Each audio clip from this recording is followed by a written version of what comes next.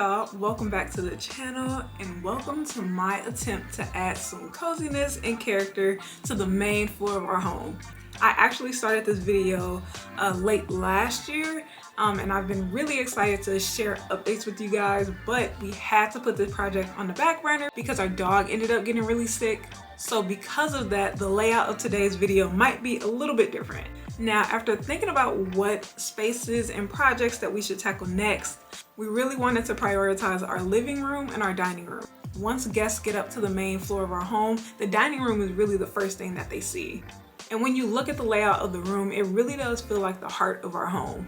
This is our first stop when we come up the stairs. This is where we spend the most time with our guests, and we've already created so many great memories here, so we would love to give this space the makeover that it truly needs. So we've made changes since buying our home, but it's really missing like that wow factor. It's functional, sure, but it definitely could be a little bit better. The main thing here is to create a space that really reflects our personality and that will warmly welcome all of our guests that come into our home. So let's not waste any more time. Let's get right into the video.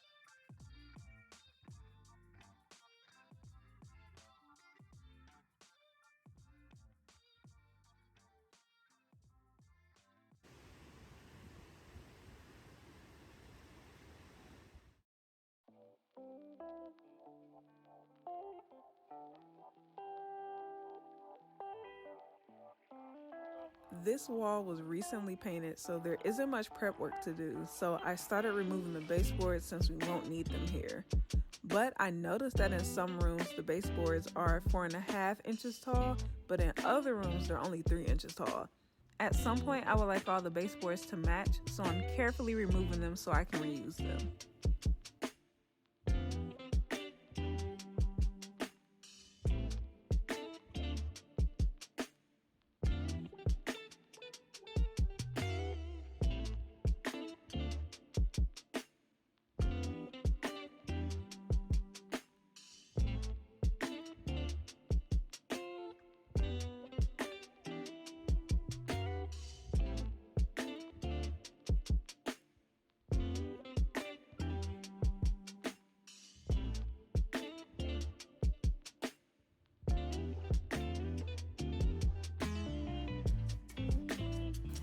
So we love living here because we're so close to a lot of forest preserves, beautiful gardens, and even a lot of small but lively downtown areas that sit along the river.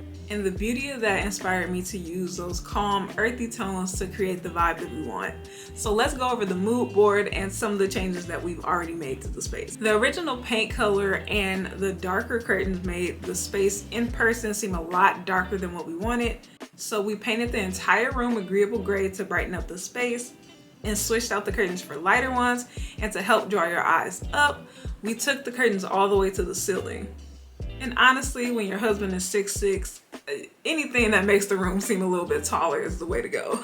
Another thing that brightened up the space is switching out our rug for a lighter one. So I found this rug on sale at Wayfair, and I love how this rug just adds subtle pops of color that I can add throughout the space. And to create a beautiful backdrop, we're installing floor-to-ceiling board in Batten and painting it Sherwin-Williams Basil. Once we decided on what wall design we wanted to go with, and we figured out our spacing, I used a crazy amount of painter's tape to help us visualize how it would look. And just seeing glimpses of how the sunlight would bounce off of this accent wall was all the motivation I needed to get started on this. Now, I have a few DIYs planned for the space, like this marble pedestal I want to recreate so I can display a pretty vase and flowers there. We need to find or build a TV stand for some added storage. And I think there's enough space so I can build an accent table too, so I'm really excited about that. Now, this mood board isn't final at all. There are some things that I still want to add, but I think we can start from here and then we can just fill in all those missing pieces as we go.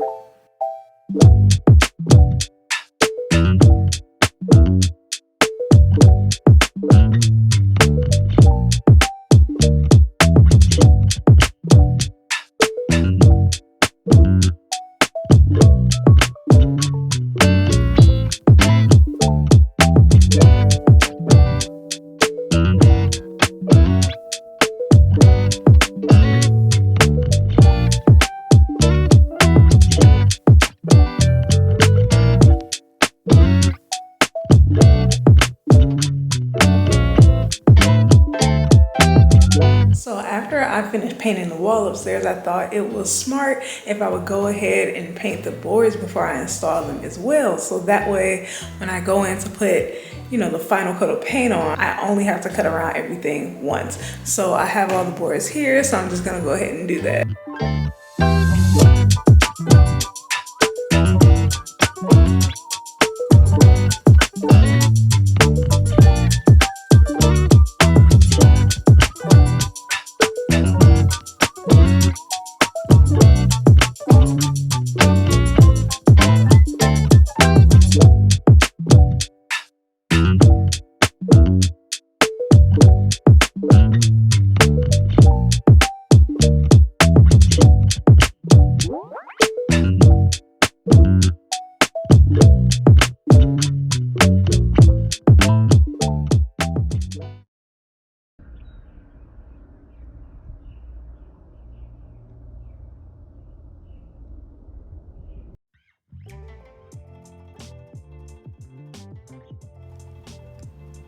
This part of the makeover is the most exciting for me because I've been wanting to install board and batten since we bought this house. It's a really affordable way to transform the space on a budget and one of the most approachable projects for a beginner. This is so easy that honestly, installing the top board by myself was the hardest part of all of this. But luckily, I had a little support to keep in place while I double and triple checked that everything was level and this board was flush with the ceiling.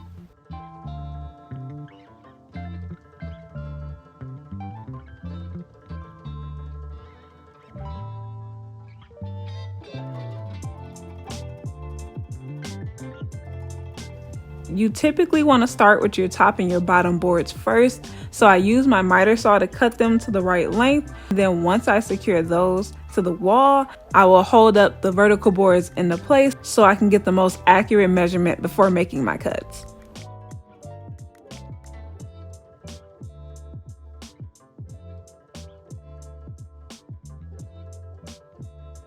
I used the stud finder before to locate all of my studs so I knew where to best secure the boards to the wall. When I did the picture frame molding in our guest bedroom makeover, using brad nails was more than enough, but now that I'm working with thicker wood, I'm also using liquid nails for the boards that will make up our outline and for all of those vertical boards.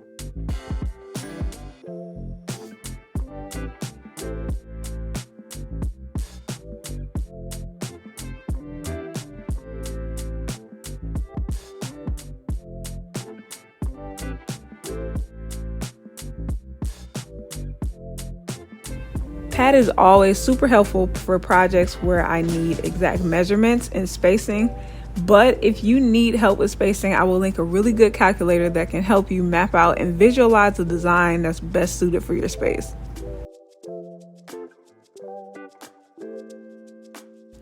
At the beginning of the video, you saw that I picked up PFJ boards for this project, but MDF works great here too if you're looking to keep costs down.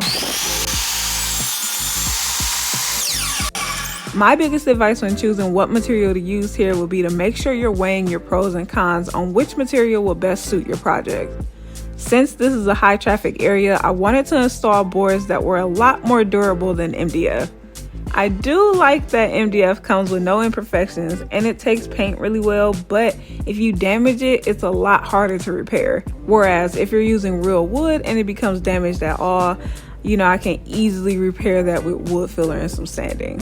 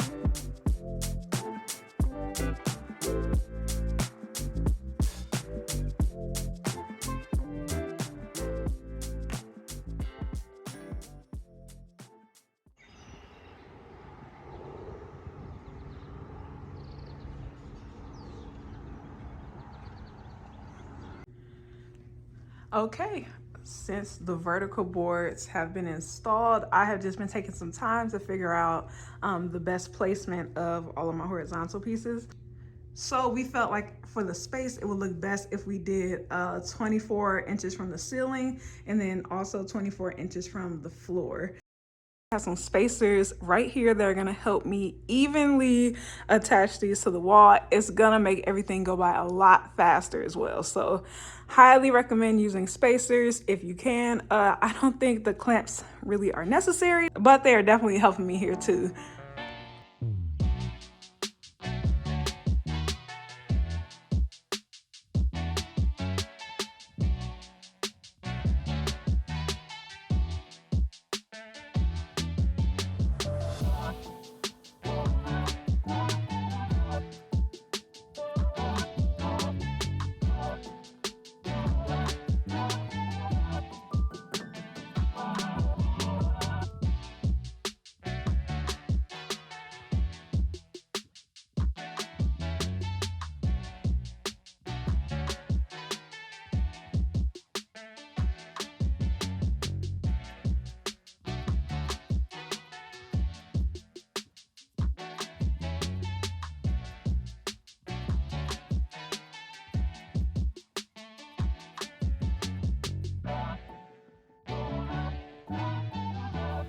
So it's been a while since I started the video, so we've had some time to live at the wall, and I've got to say it's 100% the perfect choice for this room. Right color, right design. We just absolutely love it. And even though we still have a lot of the finishing work left to do, it's already made such a big impact in here. It's a lot more calm, welcoming, and it's starting to feel more and more like home with all of the little changes that we've already made so far.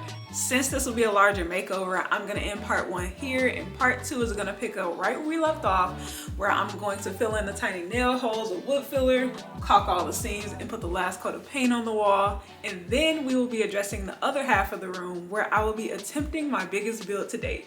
So make sure you're subscribed so you don't miss any updates and so you don't miss how the first level of our home comes together. Appreciate y'all being here. Thanks for the patience, and I will see you in the next one.